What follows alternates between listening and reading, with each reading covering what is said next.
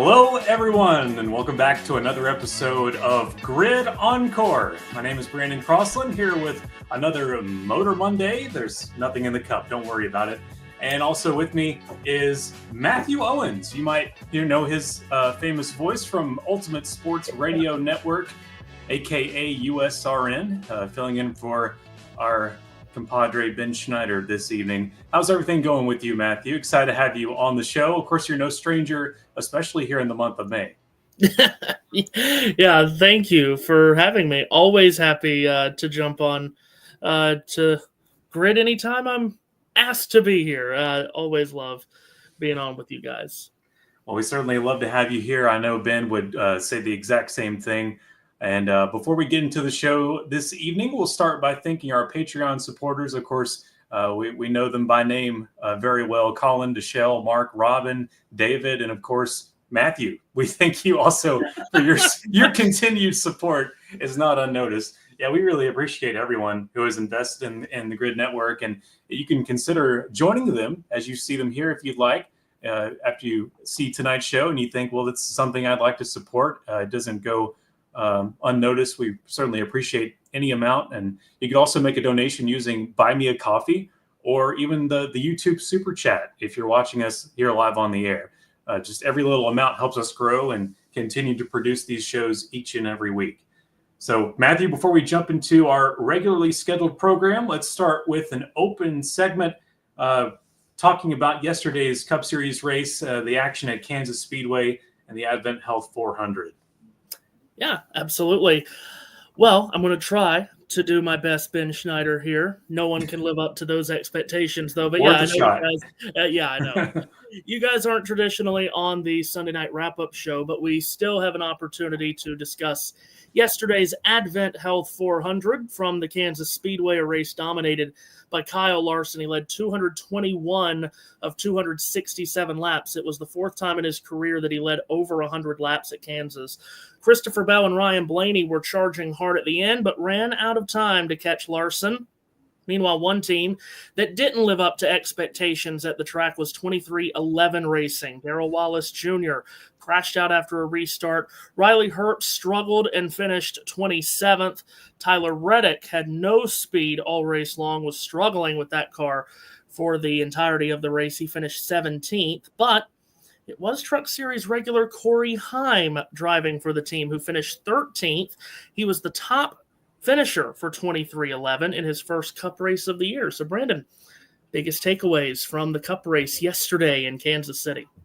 Unfortunately, Matthew, I think a lot of my takeaways came from what was happening off the track. I just, seeing the fans there on Mother's Day weekend, and I think I might know how you feel about this as well, something on the Cup schedule being on Mother's Day weekend, and kind of seeing, well, people, some race fans don't really want to have that in their plans to be out with mom on race day. It used to not be that way, but also another thing, how Kansas Speedway is traditionally had these two Cup dates, and this would be one of those red flag signs in the NASCAR executive world of, well, if we claim this is our best track, one of our best tracks, if not the best track for action on the NASCAR circuit, based on that theory, we should have near sellouts on both sides of the schedule. So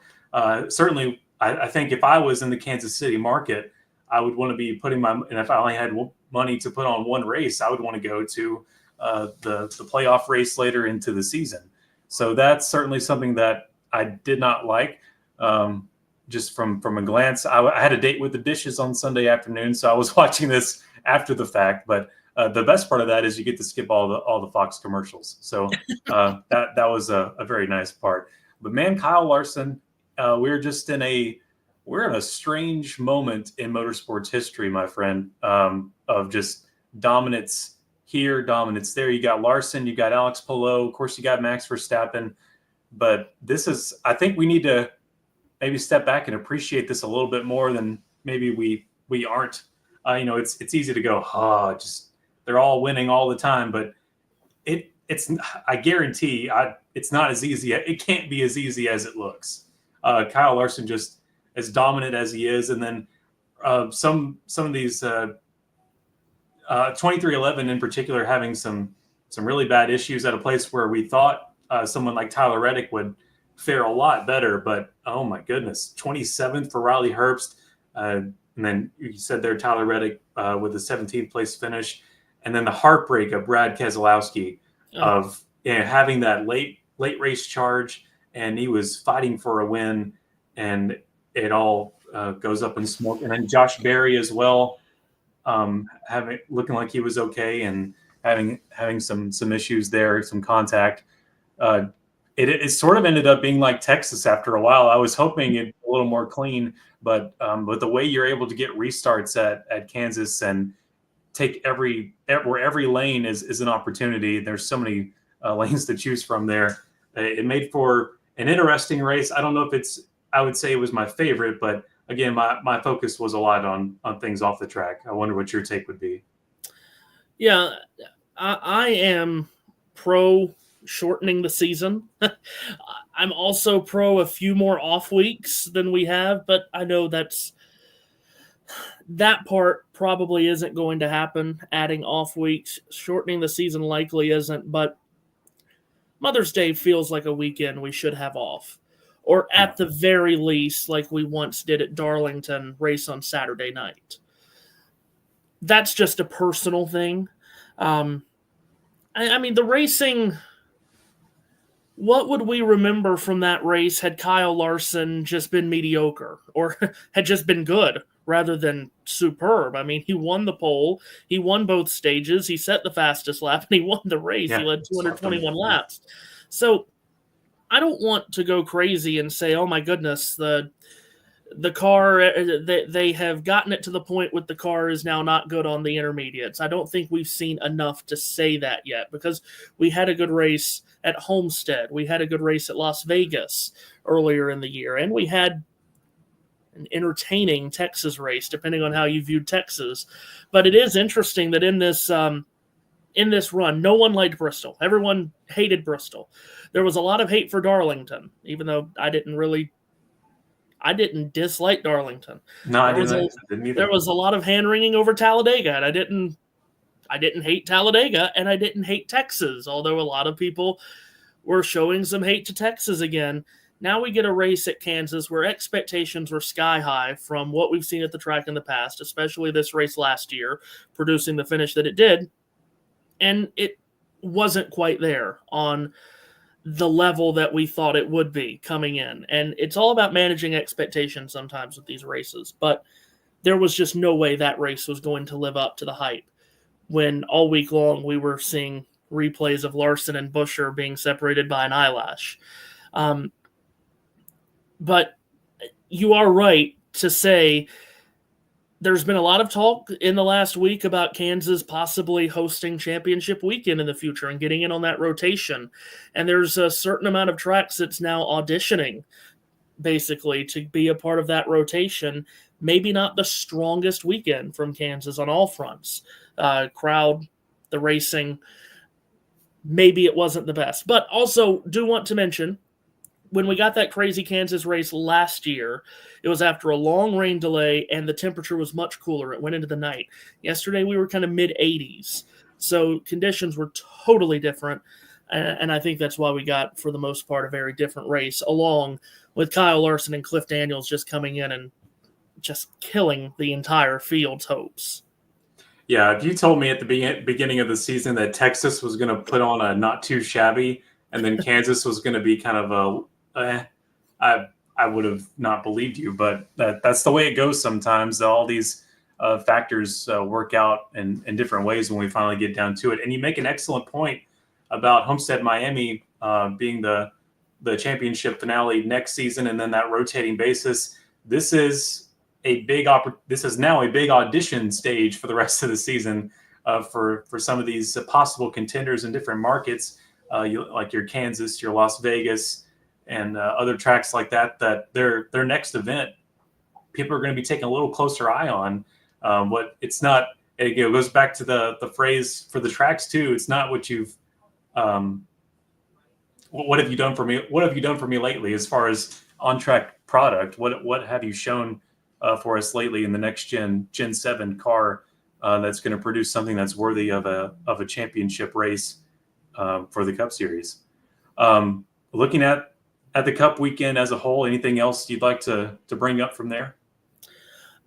Just another wildly impressive showing from Josh Berry and the Wood Brothers on one of these intermediate tracks. Started at the back, charged to the front, had an issue and had to go back to the back with a pit road penalty, and still rebounded to finish sixth. I think you're looking at this 21 team now as right up there with the elite teams in the sport on these intermediates.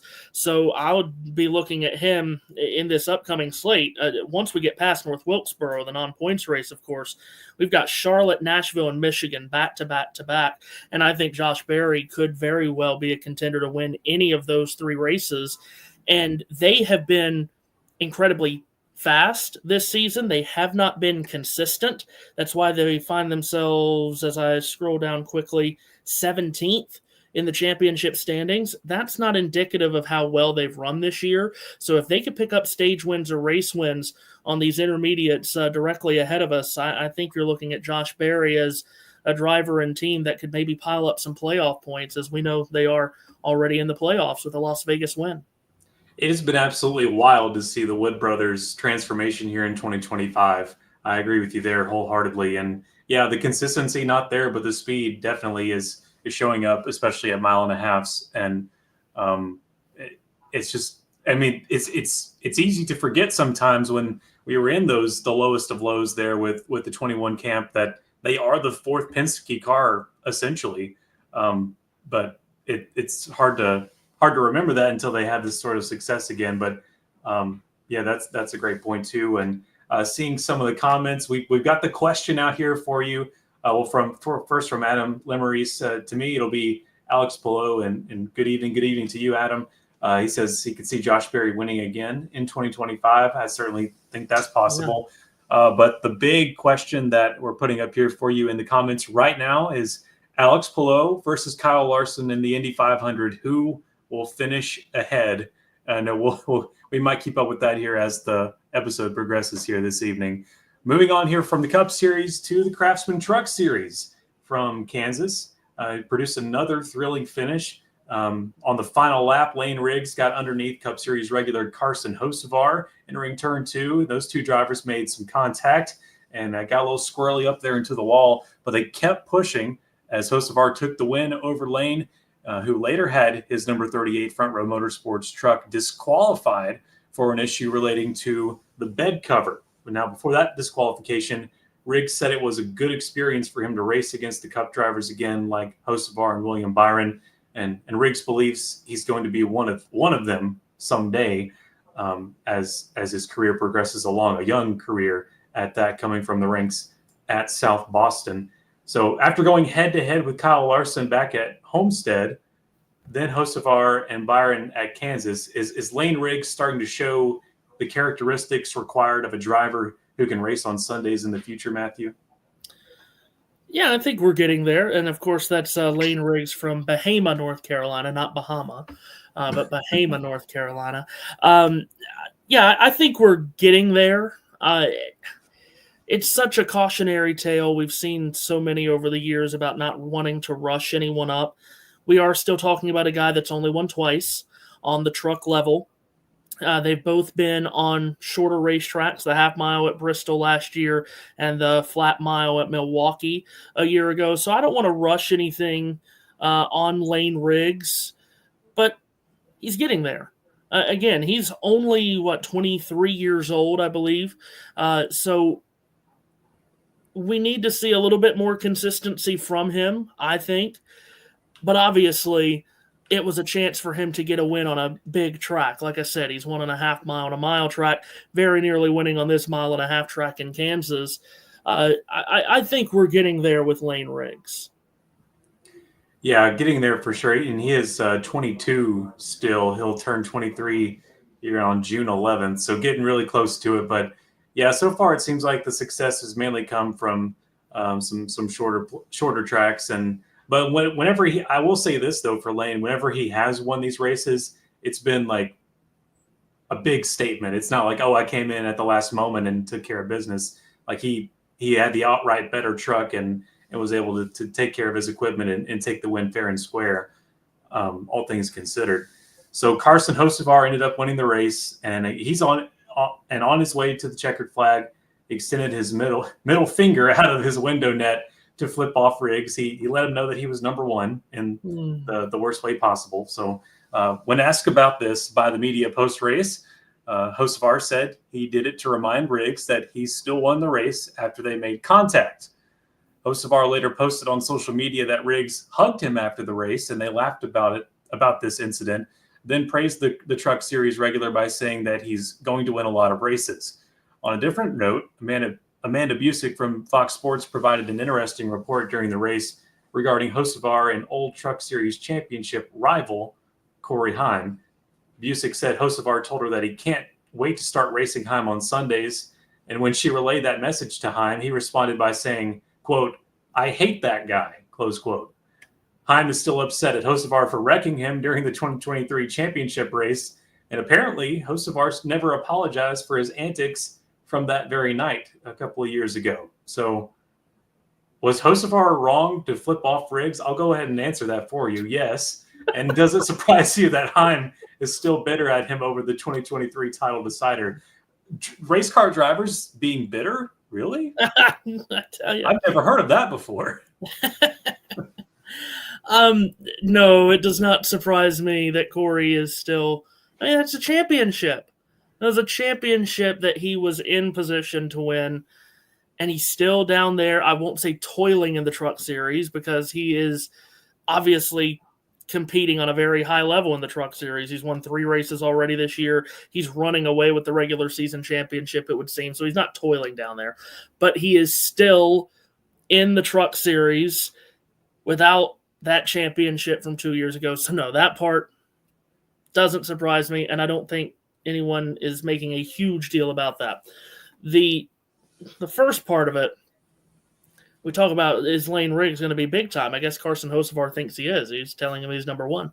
I mean, it just felt a little childish, didn't it? Yeah. It's always going to be a childish thing to do. I mean, yeah, I know it's something that's done in the local ranks and even on the major level too, but doesn't make it right. It is common, doesn't make it right. Yeah, and same with people getting mad at AJ Allmendinger for dropping the F-bomb on ECR. I mean, that, yes, does it happen? Yes. Is that what race car drivers do? Yes. Is it right? No. But that's the environment that's been set. That was very shocking to me. Good gracious. He must have really been heated. He went off on that. But anyway, back to what we were talking about.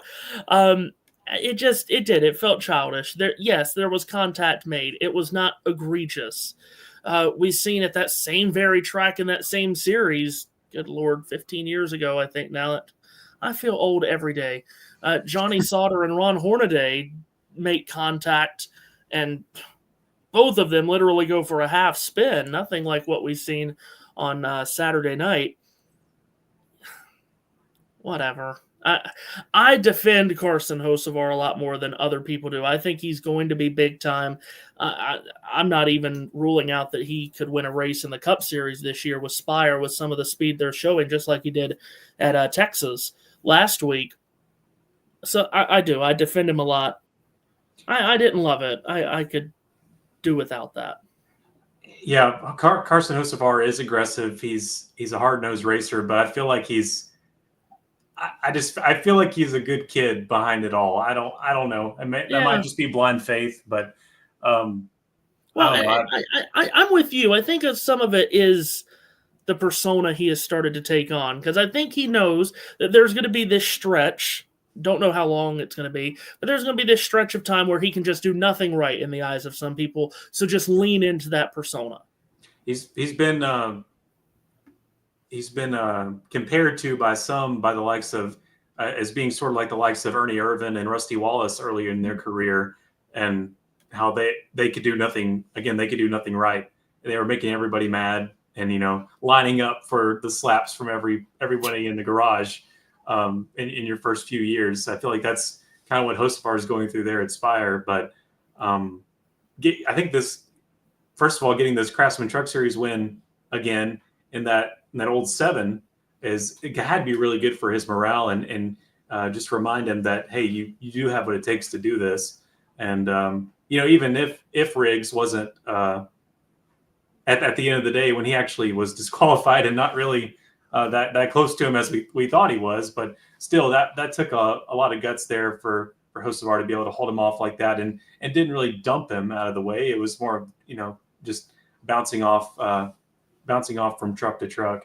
Speaking of Corey Heim, though, we were talking about him. The results show he finished 3rd, but it wasn't easy for him after dominating stage 1. An issue on pit road cost him a ton of positions. Then he had to take the wave around to get back onto the lead lap after an untimely caution.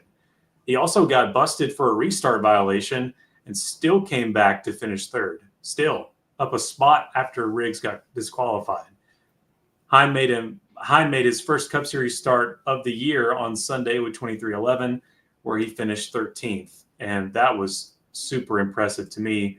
I think his weekend is one of the best we've seen, or at least for you're in one of the lower series, and then also you make your Cup debut. That's a fantastic start, and to have your first start in the Cup Series and a fourth 2311 car. We haven't seen that car shine too much, so it was good to see him make the most of his equipment there. Matthew, we will now move on to Indianapolis Motor Speedway, going the incorrect way, but we do it just for a little while, and we have our Indy GP portion of the month, and we take a look at Indy Next. Yeah, Indy Next had a doubleheader at the Indianapolis road course this weekend. Race 1 on Friday evening, race 2 on Saturday afternoon. In race 1, it was Lochie Hughes who took the victory over Kyle Collett and Miles Rowe. Dennis Hauger made contact with another car on lap 1 entering turn 1 and had to take the escape route, where he re-entered at the back of the pack. Hauger went into recovery drive mode and rallied back to finish 8th in race 1.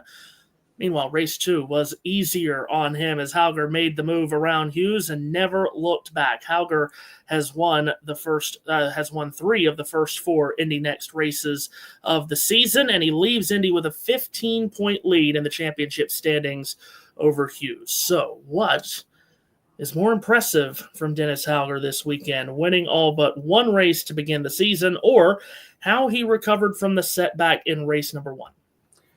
They're equally impressive, and I thank Kobe for this rundown here, because he poses some excellent questions. Also, shout out to Kobe in the comments. Thank you. He was talking about Layne Riggs there. This UNC Charlotte alum is very happy to see UNCC sponsoring Riggs truck at North Wilkesboro for All-Star Weekend coming up this weekend. So as a fellow North Carolinian, I'm sure you can second some of that. But yeah, it's equally impressive to me. And I've heard so much about Dennis Hauger here in Indy Next. And it's even happening here in the support series. You have this dominating driver that's able to just clear out the field. And even when you put him, pin him in a corner, even when you give him some sort of challenge to make him where he has to overcome some odds, he's still able to get it done there in race 1 and rallying back. That was just recovery mode for sure. And just a 15-point lead now on the season. That's a tough series too, to me, Matthew. Just those cars, I think even more so than what IndyCar is dealing with now. Just the trouble to pass each other once you build up the green flag, and once you get going, those gaps widen up considerably, and really your best chance of getting overtaking done is on the mistakes of others. Yeah, and of course that racetrack is so difficult too. You've got the too. two long straights, the main straightaway, and then down there at Holman Boulevard, and then the rest of it is a very technical portion of the racetrack. The quick switchback from 1 to 2, then the double apex at 3 and 4, chicane at 5 and 6. I think I'm tracking it right in my mind. Down Holman Boulevard, 90-degree left-hander, turn 7. Then you've got that S's section that leads you back onto the southwest end of the oval and a couple of high-speed corners. It is a very tough racetrack. We need a telestrator on here so I can telestrate the track. See if I Yeah, can. we love that. Yeah. See if I can trace it down from memory. But yeah, it was an impressive weekend, and obviously he's an impressive young driver that we hope to hear a lot more about. By the way, I did see Kobe's comments about UNC Charlotte, and I have just gotten the alert because I just had a mass text message from everyone in the many group chats that I'm in that Charlotte basketball has once again gotten hosed by the draft lottery. I see. It does not tell me who won the draft lottery, but it tells me that Charlotte has once again not won it, which they never do, of course. Well, unfortunate to hear that for all those I don't even know what North Carolina is called. What kind of state is it? The what state? The Tar Heel state, but we don't. Is it just the Tar Heel state? Yeah, but not everyone likes the Tar Heels. So hey, look, they found you a map, Matthew, so we can trace this out. Hey. Yeah. So you're talking about this. Yeah, show me the technical portion. Yeah, go ahead and trace it out here. Yeah, very good. So again, you got the quick switchback at 1 and 2. And double apex at 3 and 4, very fast chicane at 5 and 6, down Holman Boulevard, 90-degree left-hander at 7, then that technical section through 8, 9, and 10, weaving back and forth. The stretch from 10 to 11 is high speed. You're on the southwest end of the oval, but then you cut back down towards what we call the museum complex when you go into 12, 13, and 14, because just across the way is the famous museum. 14 is very fast because, of course, that cuts out Oval 1, which created all the issues, of course, in Formula One land in 2005. And, there's a lap around Indianapolis. Thank you, Matthew. And you'll have to tip our technical director extra for that tonight for using the cursor there. That was an excellent job. Thank you, Joe Samniego, behind the scenes.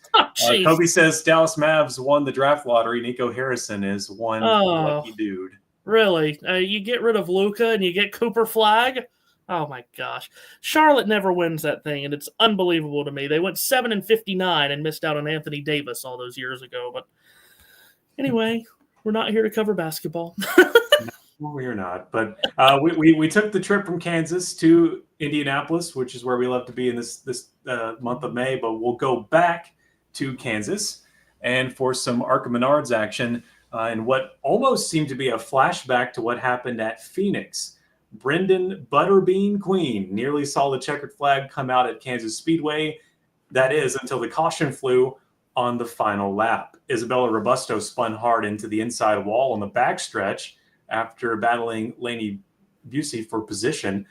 On the final restart, once again, a battle between the number 28 Pinnacle Racing Group Chevrolet with Butterbean behind the wheel and the number 18 Joe Gibbs Racing of William Sawalich. Where have you heard that before? In the end, Butterbean nailed the final restart and set sail to win his second ARCA race of the season after winning Daytona at the start of the year. After the first 4 races, he's the points leader by 1 point over a two-way tie for second place with Lawless Allen and Lavar Scott. Butterbean has 2 wins at Daytona and Kansas. Allen won at Talladega, and Scott is still searching for that maiden career ARCA win. And I can't help but think the chances for Waffle House joining the hood of that number 28 have to be a lot higher now. And why they haven't already baffles me to no end. Matthew, do you see the other 2 drivers being serious championship challengers for Butterbean as we get deeper into this season? I mean, possibly. I like Lawless Allen. I'm seriously going to have to just move the phone completely away. I was going to keep it here as a backup for the script in case I lost it somehow, but everyone is messaging me about the lottery. Anyway, I like Lawless Allen. I think he's a consistent driver. He put on a really professional performance at Talladega to get that win. But I mean, obviously Queen, he could easily have 3 wins. He was on his way to victory at Phoenix, got moved out of the way there on what to me was a fair move, but a lot of other people didn't see it that way. But he's half a mile, quarter of a mile even away from having 3 wins this season. I think it's pretty clear he is the championship favorite. But yeah, if Lawless Allen can continue to run as consistently as he has this season, maybe we'll see him fight for this championship. I just love the overall style of Butterbean, and just I remember first encountering him. I think it was at Snowball Derby 2020. That might have been the first place I ever saw Butterbean, and I'd never heard of the legend of this man, and it was just wild to see first of all, the first thing you notice is the party in the back, and that's still going, and that's kind of a lost art. So having that in our sport is compelling for lots of folks to stay interested, and having the whole social media game to me is just genius with Waffle House, and having all these plans. It's just the kind of the mythology, I guess, the kind of stories that are told about different drivers. This is what gives them, to me, this is what gives them character. This is what gives them storylines off the track that translate into potential fans being focused on the track activity, at least from what I think. So coming home in the runner-up spot, William Sawalich still got some seat time in ARCA, despite the Xfinity Series having a couple of weeks off. They'll be back with us on Memorial Day weekend at Charlotte. The reset in Xfinity might be a good thing for him because he's 25th in points in a JGR car and is having a tough rookie season as well. There have been some races where he didn't put together a complete race, and other races where he has shown speed and potential, but bad luck took him out of a good finish. On the ARCA broadcast, they mentioned the, quote, reality check Sawalich is going through in Xfinity with the tougher competition in comparison to not having many drivers to race in the Super JGR ARCA car.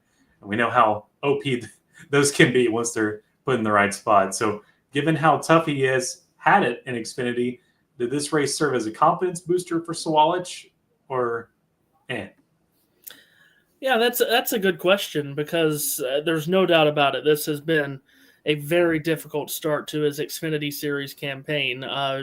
We're doing all the Xfinity races this year over on USRN, and the amount of times that I've mentioned William Sawalich's name outside of the starting grid has been few and far between this season, unfortunately. And I don't think anyone expected that. He is in a JGR car. He's obviously ultra talented, but we still do have to remind ourselves that he's 18 years old. Now, for others, being 18 hasn't mattered. They've gone and won in the Xfinity Series at that age with Joe Gibbs Racing even. So I don't want to create too many excuses for him, but at the same time, he's seeing a lot of tracks for the first time.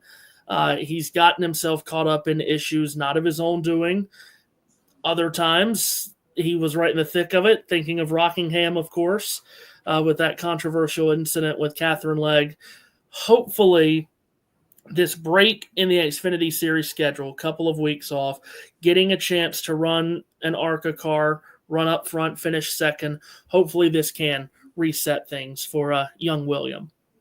I see a couple of notables there in the rundown. You see Lavar Scott with the top 5 there. Great for him. Andy Jankowiak with a 6th place finish. And then someone I know a lot of fans were anticipating coming back to the ARCA Menard Series, Ryan Vargas there with the top 10. And Rhino making his way up there in the top of the order. Anything there stick out to you, Matthew? Isabella Robusto with a hard crash. On that coming to the last lap. Still got credited with 13th. I did not realize that, but that was a hard hit. Thad Moffitt, of course, so close to Talladega, 16th here. Isabella Robusto just feels like she's going to crack through and win a race this year. Sure. Yeah, entirely possible. Just gotta get to get it lined up and have to get around the 18 somehow, some way. But we've been talking a lot about just those two cars that always finish up on top of the order. But yeah, Isabella Robusto, a lot of potential, and we're seeing that play out here. But just glad she's okay after that crash there in the Tide 150 this weekend. Well, as we sometimes do here on Grid Encore, we finish a little bit earlier than expected, but I think you and I can make room for a little bit more, because we do have this burning question that Joe has put up there in the comments. Oh. Alex Palou versus Kyle Larson in the Indianapolis 500. Who will finish ahead? And of course, the practice days are going to be coming here in full force, and of course, Grid Network has you covered. We'll have those post-practice discussions here on the channel, on all of our platforms, and then some extra coverage here through the month of May for the greatest spectacle in racing. But Alex Palou versus Kyle Larson, if there was someone I was going to ask about this, it would be you. So I'm glad you're here. What do you got?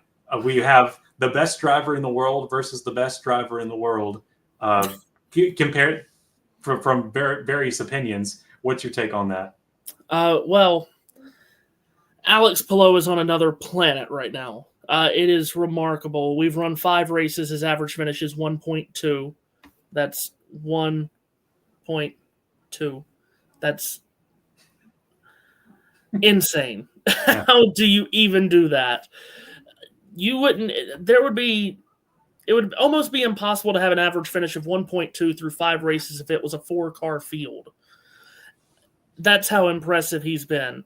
But also, the 500, totally different deal for everyone. We haven't had an oval race this year. We don't know what anyone's oval package is going to be like for 2025. Not to mention, it's not your everyday oval race. The other oval races in this series, at Milwaukee, the mile racetrack there, 1.25 mile Gateway, 1.25 mile Nashville. We know what Indianapolis is, the 5/8 of a mile straightaways, the 90-degree corners that are all so different unto themselves. But Alex Palou, even though he's never won on an oval, by the way, he has still never won on an oval in his IndyCar career. At the 500, has had elite speed these last handful of years. In 2021, he was passed for the lead by Helio Castroneves with 2 laps to go. In 3 of the last 4 500s, he started on the first 2 rows. 3 of the last 4 500s, he's been in the top 5. He's led 119 laps over the last 4 500s. He had the fastest car in 2023, got hit on pit road by a spinning Renus VK. Still, he rebounded to have a strong finish. Alex Palou, even though he is a road and street course expert and is clearly the cream of the crop this season, even though he has not won on an oval yet, I believe he goes in as no less than the 3rd choice to win the 500 this year. Absolutely. I think he said there in the elevated victory circle there for the Sanzio Grand Prix that he hopes he gets to be back in that same area. But he's not not a fool. He knows that the luck has to run out eventually. That he can't keep up this perfection forever. But I'm not so sure. I remember sitting in the turn 3 stands with my now wife, fiance, then in 2021, and seeing Alex Palou dominate all of those laps before Elio got the big milestone. I think Palou was actually her pick that day. There was, of course, no money involved, but we got to choose out of a hat and stuff. It was a sort of a family thing that day. But he had a great day on that weekend. But I would definitely go with experience on this one over Kyle Larson, who is, he is a phenomenal race car driver, but dipping his toes in to the open wheel side and having the issue on the wall last month can't be great for confidence. But again, it's Kyle Larson we're talking about. He's used to it. So I have to say that Alex Palou, if I had to choose between that, I think Alex Palou will finish ahead of Larson. Larson, a top 5 for him would be fantastic, and a top 10 would be good. So I think Palou definitely takes the preferred higher finish there. And really, I think Alex Palou has like you said, a really great chance of winning the thing because he's been creeping all around the podium there at Indianapolis. We've still never had an Indy 500 winner from Spain. Palou's runner-up finish in 2021, the best finish from a Spanish-born driver. So we'll see if he can put the red and gold of Spain in victory lane. Of course, we've had 12 different countries other than the United States now go to victory lane in the Indy 500. We'll see if he can add Spain in there. It just seems like everything comes easy for him right now. Yeah, and this will be the best time for it. I cannot wait for the qualification days and seeing where he stacks up. Man, it's going to be awesome. It's just the best. Yeah. It's just like the two best weekends of the racing year right here back to back. Yeah, can't beat it. We're ready for the 109th running of the Indianapolis 500. Like I said, extra coverage all over the Grid Network, and you can just keep track of us all month long. We'll be talking about everything going there, and also the last chance, the last row drama, all of it. It'll be here on Grid. There will be someone, as there always seems to be, there will be a surprise in that last row shootout. It might be Graham Rahal again. I mean, it's been Graham the last 2 years. Who knows who it'll be, but there will be a surprise. Thank you, Joe. Well, you did have a comment there of what is the weather like at Indianapolis this week. That's from John Bender. From Joe's forecast, light rain for Tuesday and Thursday. Wednesday is cloudy and sunny Friday. Temperatures between 75 and 86 degrees all week. And taking a look at iPhone weather, I see a 40% chance of precipitation this Saturday and some chances on Tuesday and Wednesday, and then thunderstorm chances next Wednesday. But, it all changes once we get to the day. I read forecasts every day on the radio, and it always ends up being something different. So you never know. It's May in the heartland. Those forecasts are not going to be completely accurate. But as you know, as a fanatic of Indianapolis, I'm not sure if I should be ashamed to say this, but I did start looking at the 50-day forecast many weeks ago in the area because I just want to know. Yeah. I looked at the Farmer's Almanac when we started the year, what they thought it was going to be. I just want to know that I really don't want to have to go through what we went through last year. Yeah, absolutely. One more thing about Alex Palou that really stuck with me there after the broadcast of what a generational run he's on and how it's the best start to a season since 1960. Yeah. Yes, 60 with AJ Foyt. Yes. Yeah, unbelievable. Like we just gotta sit back in your seat for a little bit and take it all in, and just how perfect not only Palou is, but Chip Ganassi Racing and everyone there on that 10 team just running at an absolute unbelievable level for sure. And I say that he's never won on an oval before, but AJ Foyt had never won on pavement before he won the 1961 Indianapolis 500. So if we want to keep drawing comparisons to AJ and AP here, maybe his first oval win will be in the 500. Well, history tends to mirror itself and complement each other. So we'll see what happens. But like you, I cannot wait to get these weeks coming. Let's get to our customary one shining moment, and we'll start with our guest. Matthew, what do you have in the world of motorsport that stuck out to you this week? Well, we just spent a lot of time on Alex Palou, so I'll quickly move through watching the race. He just sat behind Graham Rahal lap after lap after lap, and he wasn't really putting any kind of moves on Graham. But he saw the opportunity present itself. He took it with two hands. And then in 3 or 4 laps of passing him, he had gapped him by 5 seconds. So just all high marks to Alex Palou and what he's doing. But like we said, just spent a lot of time on him, so I'll move on. I don't want to make it the Alex Palou show. Kansas. I mentioned Josh Berry earlier. I think we are starting to get to the point where the Wood brothers are just about to really break through as one of the elite teams again. And how awesome would that be in the NASCAR world? The little team, the historic team from Stewart, Virginia. This alliance with Penske and then adding Josh Berry into that car, I think is paying off in amazing ways.